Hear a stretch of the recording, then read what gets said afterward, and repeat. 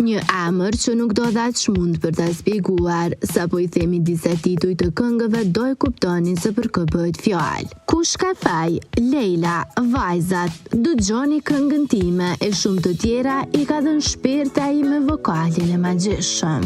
Është ky Erion Korini artisti nga Fieri që mbaroi shkollën e muzikës, pastaj jetoi në kryeqytetin shqiptar e filloi daljet nëpër festivale. Pra, ky është Erioni I cili pas shumë kohëve mungesur I kthye me një intervistë ekskluzive. Unë aktualisht drejtoj Radio Ora News, është një radio informative. 2-3 dalje të mia në kamerë, në spektakle që organizohen brenda radio televizionit Ora, I kam bërë më shumë për hatër të shefit, sepse vetë nuk është se kam shumë qef kamerën. Edhe kur bëja videoklipe në fillimet e mia muzikore, nuk kisha qef të përballesha me kamerën.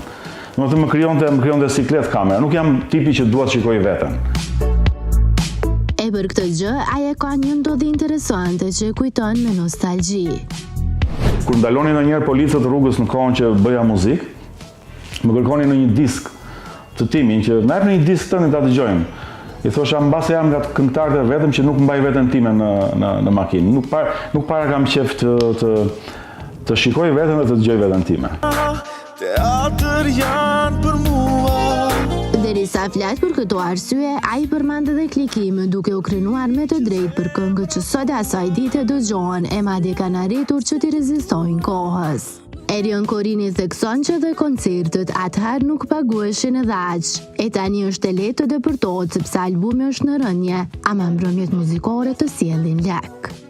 Kishim na hite, nuk ka qenë I përhapur interneti apo YouTube-i, ka qenë shumë pak, për mos thënë fare. Sepse unë mendoj që dueti me Greta Koçin për shembull sot mund të kishte, nëse do dilte sot, si në atë kohë, mund të kishte shumë klikime, mund të kishte miliona. Shumë këngë të tjera të mia që kanë dalë në atë kohë mund të kishin miliona klikime. Por fakti që kanë dalë në një kohë kur nuk ishte I përhapur YouTube-i, është logjikshme që s'kan. Unë nuk jam ai njeriu që ndihem keq që s'kam klikime dhe të paguaj njerëz që të mishtojnë, sepse nuk më intereson fare kjo pjesë. Gazetar, këngëtar, apo lexues reklamash a dokumentarësh. Është më mirë t'i bësh të gjitha. Është mirë të provosh të gjitha. Të vjen jeta vetëm një herë. Dhe të gjitha dëshirat që të lindin natën, të gjitha ato pasione që të kanë dhënë ty sinjale që mund t'i bësh, provoje. Sepse ka shumë gjëra të bukura në jetë. Mund të bësh peshkatar, si puna ime, mund të jesh një kuzhinier I mirë, mund të jesh një eksplorues I mirë, mund të jesh një lexues I mirë reklamash apo dokumentarësh. Pra, çfarë të thotë dëshira, pasioni në darkë kur flet me veten, të nesmen merr guximin dhe bëje. Unë mendoj që është mirë që njeriu të eksplorojë në jetë, ti bëj të gjitha. Pse jo? Pse duhet të pozicionohesh vetëm si këngëtar edhe tërkohës të drejtohesh njerëzve si ajo figura statike që ky vetëm këndon. Loja vajzat, ty nuk qenë njësoj, sa po shikoj njërën, tjetrën e haroj. E po pas gjithë këtyre rrëfimeve nga ana artistit Korini, sigurisht që po pyesni sa do të ketë një rikthim të tij si këngëtar. Janë bela. Të jem I sinqert në studion ku unë punoj me kompozitorin Gramon Skozeli, është miku im I ngushtë, janë më shumë se 12 materiale këngë, të cilat shikohen, rishikohen, mendohen, pastaj unë përsëri I rimendoj dhe them jo, nuk do e nxjerrim. Kam një kështu, kam një ngërç, I themin e këtej. Një ngërç që nuk e di pse, po më mban peng për mos t'i nxjerr këto materiale. Do doja shumë për faktin se përteja asaj dëshirës për të dalë personalisht në ekran, më vjen keq për zërin, sepse mendoj që kam një zë të mirë, nuk kam asnjë merit për këtë zë, ma ka falur Zoti, dhe më vjen keq ndonjëherë që e kam lënë kështu në pauzë. Ka shumë vite që e buaj branda, pse unë dam papritur për një vogëlsi. U kthyen pas në kohë duke e bërë atë të kujtohet për vitet e arta të karrierës së tij, cilën këngë ka për zemër e që asnjëherë nuk ka përtuar ta këndoj. Se dim që kemi bërë gabim. Janë disa.